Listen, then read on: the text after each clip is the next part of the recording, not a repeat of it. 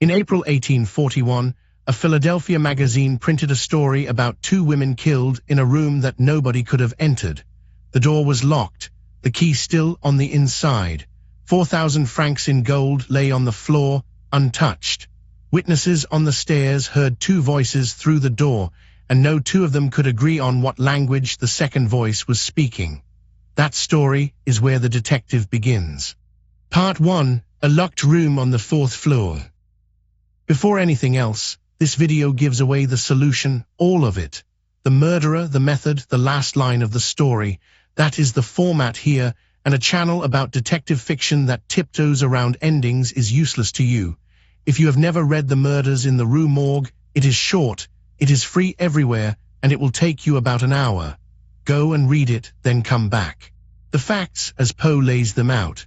A house in the Rue Morgue, occupied only by Madame L'Espanaye and her daughter, screams from the 4th story in the small hours of the morning. Neighbors and a gendarme force the street door, run up the stairs, and hear two voices quarreling somewhere above them. By the time they reach the back chamber, the voices have stopped. The chamber door is locked from the inside, with the key still in it. They break it in. The room is wrecked. The daughter has been forced head downward up the chimney, so firmly wedged that 4 or 5 men together cannot pull her out. Her mother is found in the paved yard below the window, her throat cut. Nothing has been stolen.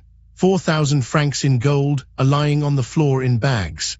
Madame L'Espanaye had drawn that money 3 days earlier, and the bank's clerk had carried it home for her. So the police arrest the clerk. His name is Adolphe Le Bon, and there is no evidence against him beyond the fact that he had recently been in the house. The windows appear nailed shut. The chimneys are too narrow to pass a human being. The door was locked, and the key was inside it. There is no motive, no exit, and a witness list that contradicts itself on the one point that matters. The Parisian police work the house for days, take up the floors, and find nothing they can use. That is the setup, and it is worth saying plainly what this story is. The Murders in the Rue Morgue ran in Graham's magazine in April 1841. Poe wrote 2 more stories with the same detective, The Mystery of Marie Roget and The Purloined Letter, and between the 3 of them, almost every convention, the detective story still runs on gets built. Not borrowed, not refined out of something earlier, built in a shape that was not there before and has barely changed since. So what I want to do is take the machine apart piece by piece. The detective, the narrator, the useless police, the impossible room, the clue that is an absence, the trap, and show you where each part is screwed into place. Part 2, the detective, and the man who watches him. Poe's first move is to invent the detective as a private, unofficial, faintly ridiculous figure. See, Auguste Dupin is broke, comes from a good family, and is obsessed with books. The narrator meets him by accident in an obscure library in the Rue Montmartre, where the 2 of them turn out to be hunting the same rare volume. They move into a decaying house in the Faubourg Saint-Germain and shut it against daylight. At dawn, they close the heavy shutters and light candles. They read and talk by that thin light until nightfall, and then walk the streets together for hours. It is an absurd arrangement, and Poe means it. The detective is a man who has arranged his entire life around thinking. And Poe opens the story not with the crime, but with an essay on the analytical mind. The first 2 sentences set the terms for everything after. The mental features discoursed of as the analytical are, in themselves, but little susceptible of analysis. We appreciate them only in their effects. That essay is not decoration. Poe spends several paragraphs arguing that chess is overrated as a test of mind, all elaborate frivolity, and that the higher powers of the reflective intellect are more usefully tasked by the unostentatious game of drafts, where the pieces are identical and winning comes from reading your opponent rather than counting moves. That is a description of the detective he is about to introduce. Then he proves it with a parlor trick. The 2 men have been walking in silence for 15 minutes when Dupin answers a thought the narrator never said out loud, a private judgment about a man named Chantilly. Dupin simply remarks, "He is a very little fellow, that's true, and would do better for the theatre des variants. Then he reconstructs the chain backwards and names the links out loud. Chantilly, Orion, Dr. Nichols, Epicurus, Stereotomy, the street stones, the fruiterer. It began with a fruit seller carrying a large basket who shoved the narrator onto a pile of paving stones where the causeway was being repaired. Everything after that was posture, glance, and a muttered word. The scene has nothing to do with the murders, and that is exactly the point. Before the case begins, the method is demonstrated on something trivial, in public, where you can check the working. Every writer since has kept the device. Holmes reading a stranger's sleeve, Poirot reading a moustache.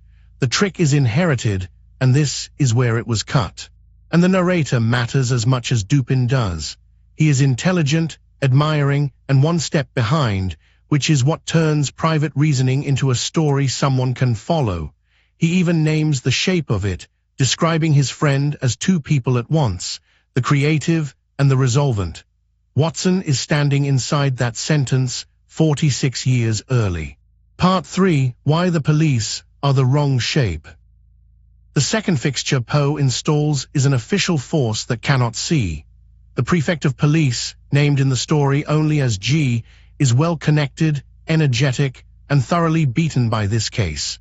Dupin's verdict on the Parisian police is that they are cunning, but no more, that there is no method in their proceedings beyond the method of the moment.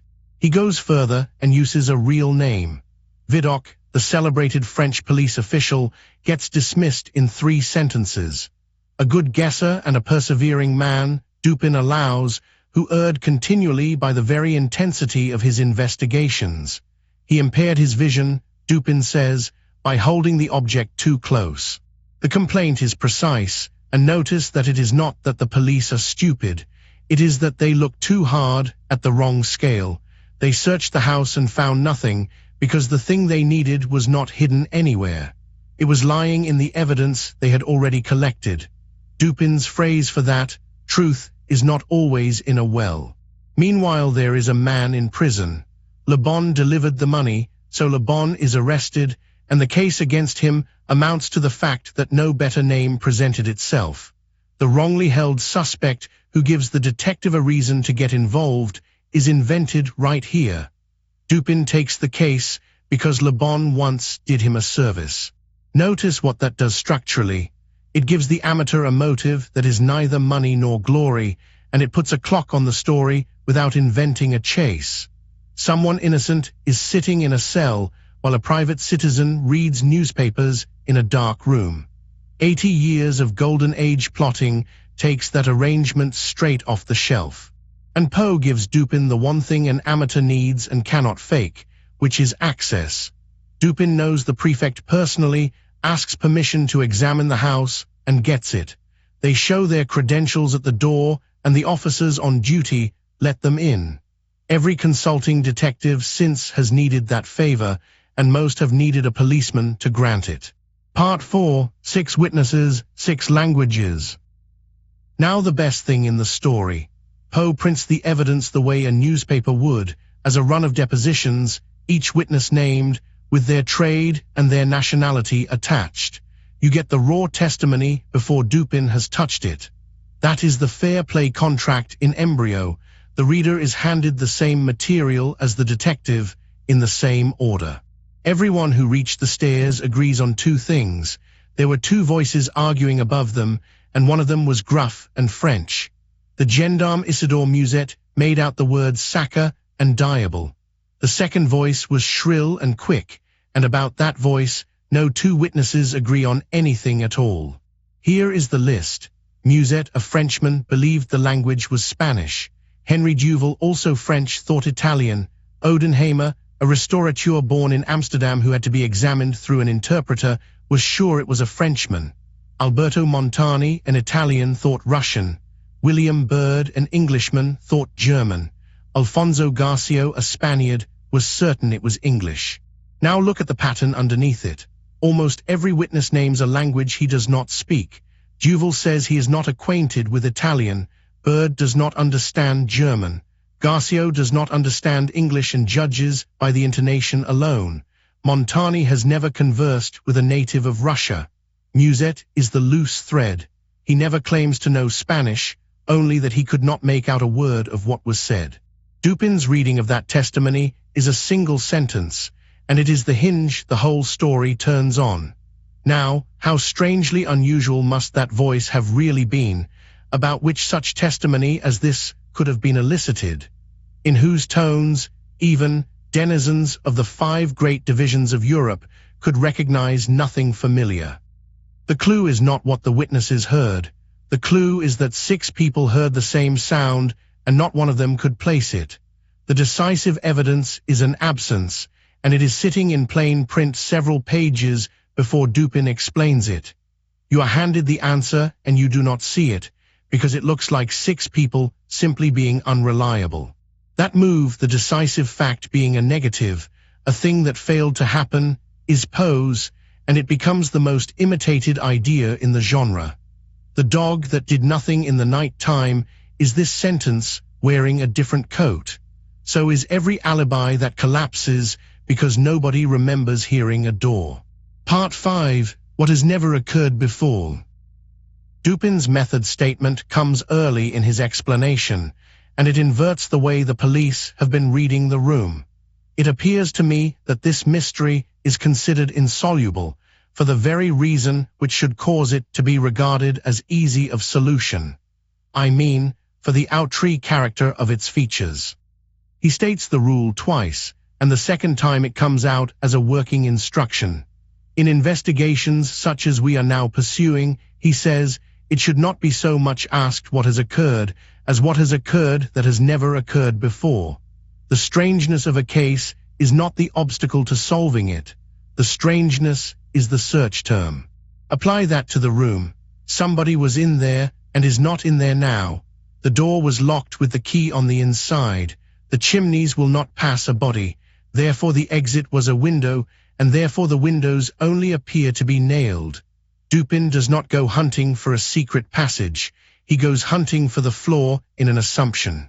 There are 2 windows. One is blocked by the head of the bed. The other has a nail driven through the frame, apparently sound. Dupin takes hold of it, and the nail comes away in his hand. The head had snapped off. The shank was still sitting in the hole, and the fracture was old, its edges crusted with rust. That nail had been broken for a long time. That alone would not be enough, because the sash was found fastened. But there is a concealed spring in the frame. Lower the window, and it locks itself. So the killer left through a window that shut and latched behind him, past a nail that looked untouched, because its head was still sitting in place.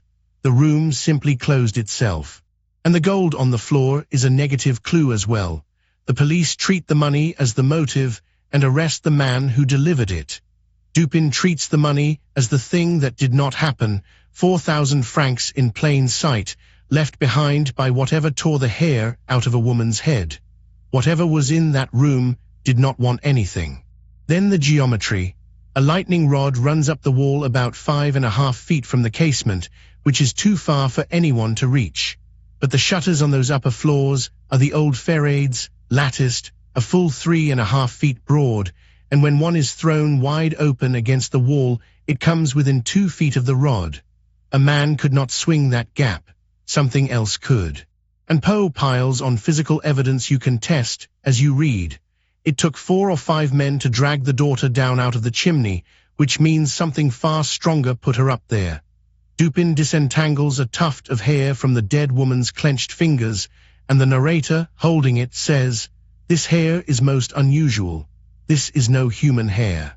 Then Dupin draws the finger marks from the girl's throat in facsimile, lays the drawing flat, and asks the narrator to place all his fingers at once in the impressions.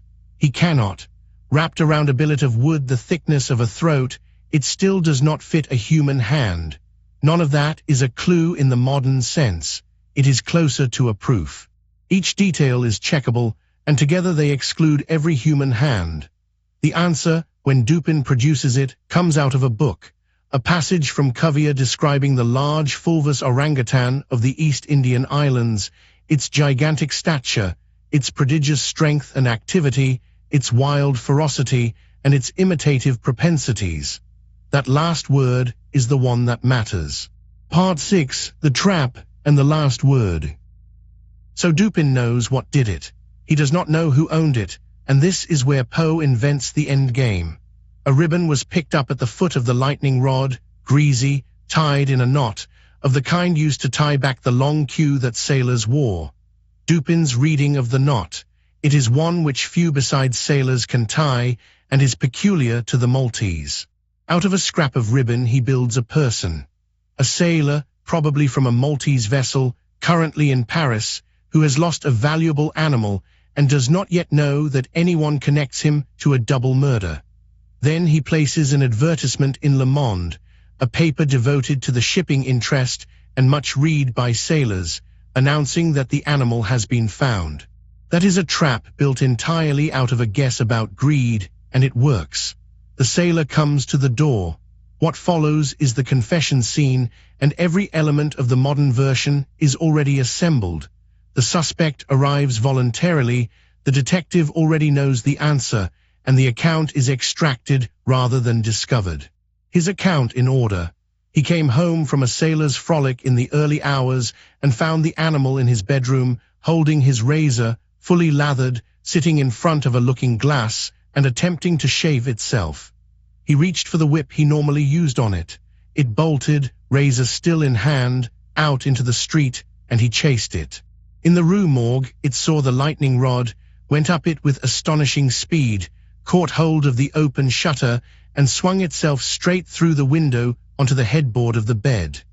The sailor climbed the rod behind it and could see into the room, which is why we have any account of what happened at all. The daughter had already fainted. The animal had the mother by her hair, which was loose because she had been combing it, and was flourishing the razor around her face in imitation of a barber. Her screaming turned imitation into rage. It nearly took her head off with one sweep of its arm, and the sight of blood drove it into a frenzy, and then it killed the daughter too. Then it saw its master's face at the window, and what it does next is the detail that makes the whole story work backwards. It panics and hides the evidence. It forces the daughter up the chimney, throws the mother out into the yard, and leaves the way it came, letting the window fall shut behind it.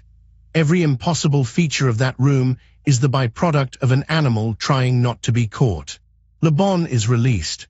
The prefect is not gracious about it, and Poe gives Dupin the closing line of the story, a shrug at a man clever enough to be wrong in public. I mean the way he has, de nier si qui est, et d'expliquer si qui n'est pas, of denying that which is, and explaining that which is not. And now the part most readings skip. By the standard Poe himself made possible, this story cheats. You cannot solve it. The solution rests on a species you were never told was anywhere near Paris, identified from a book produced at the last minute. Every clue points to the answer once you have it, and not one of them lets you get there first. So the fair play contract is not in this story. What is in this story is everything the contract would later need. Poe built the detective, the narrator, the failing police, the innocent in the cell, the locked room, the testimony printed raw, the clue that is an absence, the reconstruction and the trap. 9 parts of a machine in one go. Doyle added the game. Christie enforced it. 1841, in a magazine, in a story most people remember only for the ape. A locked room, a witness list that contradicts itself, and a nail that was already broken. Everything since has been variations on that nail.